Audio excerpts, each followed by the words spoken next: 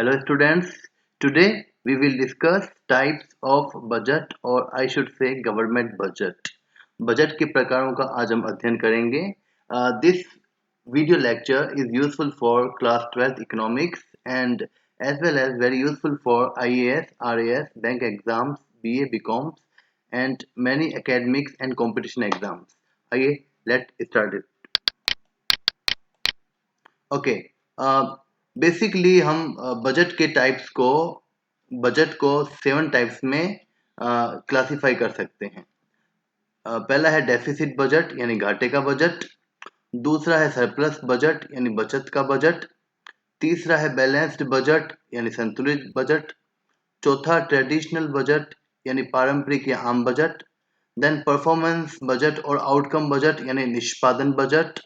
Zero base budget यानी शून्य आधारित बजट. देन लास्ट में आता है जेंडर बजटिंग यानी लिंग आधारित बजट. मैं एक चीज क्लियर कर दूं स्टूडेंट आपके सामने कि इसमें जो शुरू के 3 टॉपिक है डेफिसिट बजट, सरप्लस बजट और बैलेंस्ड बजट, ये तीनों तो क्लास 12th के लिए बहुत ज़्यादा महत्वपूर्ण है, उनके सिलेबस में आते हैं और बाकी ये उनके बेसिक नॉलेज के लिए है, उनका नॉलेज जो है वो एनरिच करने के लिए है. लेकिन जो एग्जाम में सिलेबस के रूप में पूछा जाएगा वो शुरू के 3 जो है ये क्लास 12th में पूछे जाते हैं. बाकी कंपटीशन एग्जाम्स के लिए ज़्यादा महत्वपूर्ण है, लेकिन बेसिक नॉलेज के लिए तो सबके लिए ही महत्वपूर्ण है. ठीक, आइए इनको वन बाय वन सॉल्व करते हैं, इनको समझते हैं. पहला है डेफिसिट बजट यानी घाटे का बजट. ठीक है, पहले मैं पढ़ के सुनाता हूँ आपको, उसके बाद इसको इजी तरीके से समझा देता हूँ. देखिए, government budget will be called deficit budget when government expenditure is more than और ग्रेटर देन गवर्नमेंट रिसिप्ट. यानी जब सरकार बजट बनाती है तो क्या होगा, अगर उसका एस्टिमेटेड एक्सपेंडिचर यानी खर्चा या व्यय, अगर सरकार का एक्सपेंडिचर उसके रिसिप्ट से ज़्यादा हो, यानी सरकार एक्सपेंडिचर यानी खर्चा व्यय ज़्यादा करेगी और रिसिप्ट रिसिप्ट जो है उसकी प्राप्ति या आय कम होगी. यानी बजट में सरकार ने प्रावधान किया है कि वो एक्सपेंडिचर यानी खर्चा ज़्यादा करेगी और रिसिप्ट यानी इनकम कम प्राप्त करेगी. यानी एक्सपेंडिचर ज़्यादा हो और रिसिप्ट कम हो. तो आप खुद देखिए, अगर आप किसी चीज़ में खर्च, जैसे मान लीजिए आपकी इनकम 10 रुपये है लेकिन आप खर्चा 15 रुपये का कर रहे हो, ठीक है, तो आपको घाटा हो रहा है या बचत हो रही है? ऑब्वियसली आप 5 रुपये का घाटा हो रहा है आपको.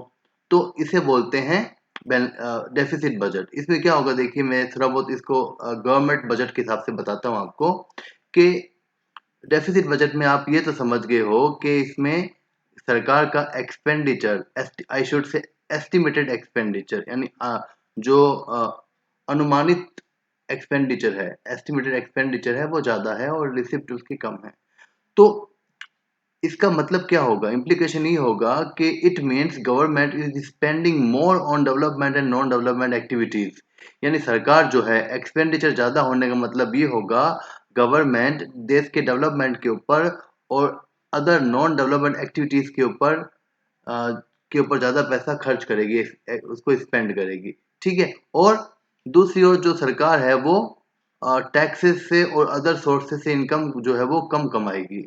यानी खर्चा ज़्यादा करेगी सरकार डेवलपमेंट के ऊपर, देश के नॉन डेवलपमेंट के ऊपर. और अब देखिए, सरकार की इनकम या रिसिप्ट कहाँ से होती है? टैक्स लेती है सरकार, फाइन पेनल्टी लेती है या पीएससी की जो इनकम होती है या बोरोविंग करती जो भी है, तो रिसिप्ट कम होगी. यानी सरकार टैक्स जो है वो कम वसूल करेगी, फाइन पेनल्टी कम वसूल करेगी, या जो बोरोविंग वगैरह है उसको कम कर देगी. यानी सरकार की जो अर्निंग है, जो इनकम है वो कम होगी. ठीक है, अब देखिए, deficit budget is good to correct depression in the economy. So in the deflation condition it is prepared by the government to increase aggregate demand. देखिए, डेफिसिट बजट तब अच्छा माना जाता है या तब बनाया जाता है जब देश के अंदर डिप्रेशन हो, यानी मंदी चल रही हो. ठीक है, तो अगर देश के अंदर डिप्रेशन या डिफ्लेशन हो रही हो, मंदी चल रही हो, तो डेफिसिट बजट बनाया जाता है जिसमें जो सरकार का एक्सपेंडिचर है उसको ज़्यादा रखा जाता है और रिसिप्ट को कम रखा जाता है. एक्सपेंडिचर सरकार जितना ज़्यादा करेगी उतना ही मार्केट में पैसा ज़्यादा आएगा, मनी सप्लाई बढ़ेगी और लोगों की एग्रीगेट डिमांड, समस्त मांग बढ़ेगी. और जब ये एग्रीगेट डिमांड बढ़ेगी तभी देश में जो है वो इकोनॉमी का चक्का चलेगा. यानी एग्रीगेट डिमांड बढ़ेगी तो वो कंजप्शन करेंगे. यानी एग्रीगेट डिमांड कब बढ़ेगी? जब उनके पास इनकम होगी, देन वो उसको खर्च करेंगे, कंजम्पशन करेंगे तो एग्रीगेट डिमांड बढ़ेगी, तो वो परचेजिंग करेंगे। तो एग्रीगेट डिमांड बढ़ती है डेफिसिट बजट से। ठीक है, यानी कुल मिला के आप तो इतना याद रख लो कि डेफिसिट बजट तब बनाया जाता है जब सरकार को मंदी दूर करनी है, डिप्रेशन को दूर करना होता है। ठीक है, अब आता है सरप्लस बजट यानी बचत का बजट। इसका उल्टा कर लीजिए आप पहले वाले का, कि जब सरकार के बजट में सरकार की रिसिप्ट, गवर्नमेंट की रिसिप्ट यानी इनकम या प्राप्तियां ज्यादा हो और सरकार का एक्सपेंडिचर कम हो, यानी इस बार सरकार जो है वो रिसिप्ट ज्यादा प्राप्त करेगी, सरकार को इनकम ज्यादा प्राप्त होगी और सरकार एक्सपेंडिचर यानी खर्चा कम करेगी। इसका मतलब ये हुआ कि अब सरकार की रिसिप्ट ज्यादा है, यानी सरकार अब टैक्स से ज्यादा इनकम वसूल करेगी, टैक्स ज्यादा लगाएगी, या नॉन टैक्स रेवेन्यू जो है उसकी जो भी जिस जिस भी सोर्स से सरकार इनकम कमाना चाहती है वो ज्यादा इम्पोज करेगी। ठीक है, तो सरकार की रिसिप्ट ज्यादा होगी यानी टैक्सेस ज्यादा देने पड़ेंगे आपको। देन एक्सपेंडिचर कम होगा यानी डेवलपमेंट और नॉन डेवलपमेंट प्रोग्राम के ऊपर, एक्टिविटीज के ऊपर जो है वो एक्सपेंडिचर सरकार खर्चा कम करेगी। अब ऑब्वियसली देखिए क्या होगा, surplus budget is good to correct inflation. अगर देश के अंदर इन्फ्लेशन है यानी मुद्रास्फीति, आसान शब्दों में बोले तो महंगाई, अगर देश में महंगाई फैल रखी है, इन्फ्लेशन फैल रखी है, तो उसको ठीक करने के लिए सरप्लस बजट बनाया जाता है। यानी अगर इन्फ्लेशन है तो सरकार अपनी रिसिप्ट को, इनकम को ज्यादा रखेगी और एक्सपेंडिचर कम करेगी। ऐसा करने से क्या होगा कि जो जब वो आप पे पब्लिक वेलफेयर के ऊपर, डेवलपमेंट के ऊपर एक्सपेंडिचर कम करेगी तो मार्केट में कम पैसा आएगा। दूसरी ओर टैक्सेस को बढ़ा देगी, टैक्सेस को बढ़ाने से आपकी इनकम का ज्यादा हिस्सा आपको टैक्स के रूप में सरकार को देना पड़ेगा। तो जो डिस्पोजेबल इनकम है आपकी, जो खर्च करने योग्य आय है आफ्टर डिडक्टिंग ऑल टैक्सेस, वो कम बचेगी।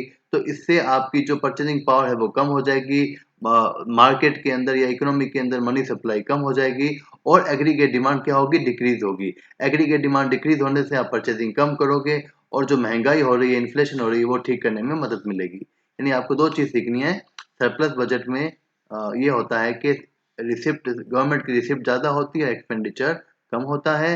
इसमें सरकार टैक्सेस वगैरह ज्यादा वसूल करेगी और एक्सपेंड डेवलपमेंट के ऊपर या नॉन डेवलपमेंट के ऊपर कम पैसा एक्सपेंडिचर करेगी। और ये सरप्लस बजट कब बनाया जाता है, इन्फ्लेशन को ठीक करने के लिए या इन्फ्लेशन के टाइम इसको बनाया जाता है। अब आता है बैलेंस्ड बजट यानी संतुलित बजट। इसमें क्या होगा कि सरकार को अगर चाहती है कि सरकार इकोनॉमिक स्टेबिलिटी बनी रहे, एक आर्थिक स्थिरता की स्थिति बनी रहे, यानी इकोनॉमिक स्टेबिलिटी का मतलब है देश के अंदर ना तो इन्फ्लेशन फैले या ना डिफ्लेशन फैले, यानी जो ना तो महंगाई बढ़े ना ही मंदी बढ़े।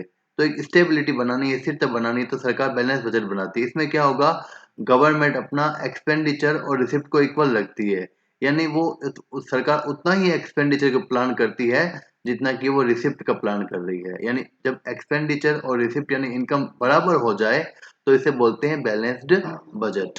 And it is made in the situation if the government want to maintain economic stability in the economy. ठीक है, फिर आता है ट्रेडिशनल बजट यानी पारंपरिक बजट या आम बजट। इसमें क्या होगा, इट वाज द ओल्ड और traditional type of budget in which only the receipt and expenditure on various items were given but their achievements objectives were not decided or given. Traditional budget focused to control and regulate government expenditure only and not to develop the country at fast rate। यानी traditional budget का मतलब होता है कि भाई एक ये budget बनाने की बहुत पुरानी विधि हुआ करती थी। आजकल तो ये लोग काम में नहीं लेते हैं, लेकिन शुरुआत के दिनों में जब बजट बनाना शुरू किया गया तो काफी ट्रेडिशनल ऑल टाइम में ये काफी मशहूर था। इसमें होता क्या था कि गवर्नमेंट अपने बजट के अंदर एक्सपेंडिचर कितना करेगी और रिसिप्ट कितनी प्राप्त करेगी, किस किस आइटम से किस किस सेक्टर से कितना एक्सपेंडिचर होगा, कितनी इनकम रिसिप्ट होगी, इसका तो डिटेल दे देती थी। लेकिन वो इस बजट से, इस एक्सपेंडिचर से या इस रिसिप्ट से कौन से ऑब्जेक्टिव को, कौन से उद्देश्यों को पूरा करना चाहती है वो डिसाइड ही नहीं होते थे या दिए नहीं होते थे बजट के अंदर। मतलब आजकल तो बजट में दिया होता है कि ये बजट बनाया जा रहा है इन ऑब्जेक्टिव्स को पूरा करने के लिए। ठीक है, लेकिन ट्रेडिशनल बजट के अंदर ऑब्जेक्टिव्स या जो उसके उद्देश्य हैं वो दिए नहीं जाते थे। केवल इतना दिया जाता था कि भी हम एक्सपेंडिचर इसी सेक्टर पे इतना करने वाले हैं और यहाँ से इतनी इनकम रिसीव करने वाले हैं। ठीक है, उसके बाद मैं बताऊं आपको कि ये जो ट्रेडिशनल बजट था इसके मुख्य फोकस जो था, मुख्य उद्देश्य था जो था वो खाली गवर्नमेंट के एक्सपेंडिचर को कंट्रोल करना था, यानी सरकार जो है वो अपने एक्सपेंडिचर को सोच समझ के करे, उसको ऑडिट हो सके, उसको कंट्रोल एंड रेगुलेट किया जा सके, यानी सरकार के खर्चे पे नजर रखी जा सके, इसलिए इसको बनाया जाता था। अब आता है परफॉर्मेंस बजट और आउटकम बजट, इसको बोलते हैं निष्पादन बजट। ठीक है, बहुत ही महत्वपूर्ण है कंपटीशन एग्जाम, खास तौर से कंपटीशन एग्जाम के लिए और 12th क्लास के लिए बेसिक नॉलेज के लिए महत्वपूर्ण है। देखिए इसमें क्या होता है, इन this type of budget first of all result of expenditure on various items sectors analyzed for the current year, and then next year budget expenditure is decided for the various sector according to their performance result of the previous year। यानी जो outcome budget है या performance budget है, इसमें क्या है कि जैसे आपको मान लीजिए इस साल के लिए यानी आने वाले वर्ष के लिए, शुरू होने वाले वर्ष के लिए आपको बजट बनाना है। तो आप बजट बनाने से पहले क्या करोगे, जो पिछले साल का बजट जो बीत चुका है, जो बजट लास्ट ईयर का या करंट ईयर का जो बीत चुका है बजट, उसमें किस सेक्टर ने या किस आइटम्स ने, एजुकेशन ने या हेल्थ ने या किस सेक्टर ने, किस आइटम्स ने या किस डिपार्टमेंट ने को जो एक्सपेंडिचर दिया गया था, या किसने कैसा परफॉर्मेंस किया, किस सेक्टर ने, इकोनॉमी के किस सेक्टर ने कैसा परफॉर्मेंस दिया, जैसे एग्रीकल्चर सेक्टर ने कैसा परफॉर्मेंस दिया लास्ट ईयर, या कितनी इनकम कमा के दी, या इंडस्ट्रियल सेक्टर ने कितना किया, टर्शियरी सेक्टर ने कितना किया, या दूसरे जो सेक्टर्स है या मदें होती आइटम्स होते हैं, उन्होंने लास्ट ईयर के जो बजट में जो उनको एक्सपेंडिचर के रूप में पैसा दिया गया था, उन्होंने कैसी परफॉर्मेंस दिखाई, कैसा आउटकम दिया, कैसा रिजल्ट दिया उन्होंने।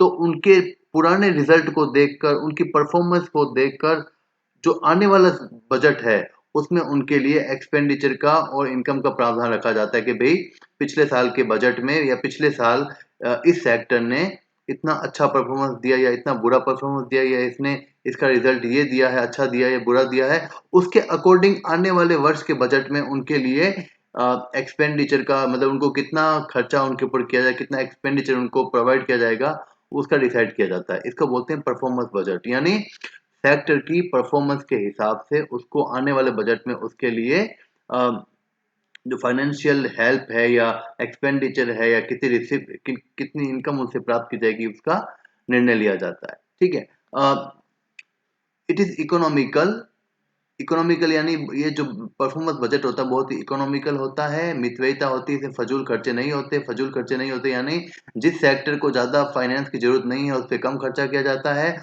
और जिस सेक्टर को ज्यादा पैसे की उसको मतलब इकोनॉमिकल होता है, फजूल खर्ची नहीं की जाती इसके अंदर। अगर किसी सेक्टर के ऊपर पैसा लगाना जरूरी नहीं होता है तो उसके एक्सपेंडिचर को जीरो या तो कम कर दिया जाता है। देन वेल मैनेज्ड बजट होता है ये। सबसे पहले ये यूएसए में, अमेरिका में बना था, 1951 में बना था, और इसको बनाने की सिफारिश की थी हुपर कमीशन ने। ठीक है, इंडिया में परफॉर्मेंस बजट या आउटकम बजट को 1968 और 1977-78 में यूज किया गया। आप डेट जरूर याद रखें। आगे देखते हैं। अब आता है जीरो बेस्ड बजट, शून्य आधार बजट। ये भी बहुत महत्वपूर्ण है। देखिए, zero based budget is a method of budgeting in which all expenses must be decided for each new period. It was developed by Peter A. Pyre in 1970. Previous results are not considered in it. Expenditure is decided for every item with a new pattern. USA used it in 1979 budget for the first time, and India used it for the first time in 1987-88 budget। देखो दोस्तों, zero based budget बहुत ही महत्वपूर्ण topic है। ये class 12 के तो basic knowledge के लिए है, लेकिन जो कंपटीशन एग्जाम्स वगैरह देते हैं उसके लिए ये टॉपिक कई बार इंटरव्यू में पूछा जा चुका है, कई बार रिटर्न एग्जाम में भी आ चुका है। तो देखो इसमें क्या होगा स्टूडेंट्स, सबसे पहले तो ये याद रखो कि जीरो बेस्ड बजट को 1970 में इंट्रोड्यूस किया था पीटर पायरे ने। क्या किसने किया था? पीटर पायरे ने किया था। और अमेरिका ने सबसे पहले इस बजट को यूज किया था 1979 में, और इंडिया ने यूज किया था 1987 और 88 में। अब हम जानते हैं कि इसका मतलब क्या होता है। जीरो बेस बजट का मतलब होता है कि जब बजट के अंदर जब बजट बनाया जाता है तो सिंपली हम क्या देखते हैं, जो बजट बनाने वाले होते हैं वो क्या देखते हैं कि भाई पिछले साल के बजट में इस सेक्टर को या इस आइटम के ऊपर हमने कितना पैसा खर्च किया था या कितना पैसा प्रोवाइड किया था, ये या वहां से कितनी इनकम रिसीव की थी, हमने कितना टैक्स लगाया था या कितना एक्सपेंडिचर किया था, ये देखते हैं, लास्ट ईयर के डाटा देखते हैं। लेकिन जीरो बेस्ड बजट के अंदर पूरी तरीके से नए सिरे से हर सेक्टर को नए या आइटम को नए सिरे से पैसा या एक्सपेंडिचर या इनकम के सोर्स प्रोवाइड किए जाते हैं या एक्सपेंडिचर प्रोवाइड किया जाता है, एक्सपेंडिचर उनके ऊपर किया जाता है। यानी इनकम और एक्सपेंडिचर को किस सेक्टर में कितना करना है, इसके लिए पुराने डाटा को नहीं देखा जाता, एकदम नए सिरे से बिल्कुल लेटेस्ट वेरी फर्स्ट टाइम उनके ऊपर एकदम नई सोच के हिसाब से, नए ऑब्जेक्टिव्स के हिसाब से अलग अलग सेक्टर पे पैसा नए तरीके से खर्च किया जाता है और पुराने रिकॉर्ड को नहीं देखा जाता है। इसे बोलते हैं जीरो बेस बजट। यानी जीरो बेस यानी हमने पुराना रिकॉर्ड या पुराना बजट को नहीं देखते हुए एकदम नए सिरे से हर सेक्टर को हमने दोबारा इनकम एक्सपेंडिचर का सोचा गया है। ठीक है, अब आता है जेंडर बजटिंग यानी लिंगाधारित बजट।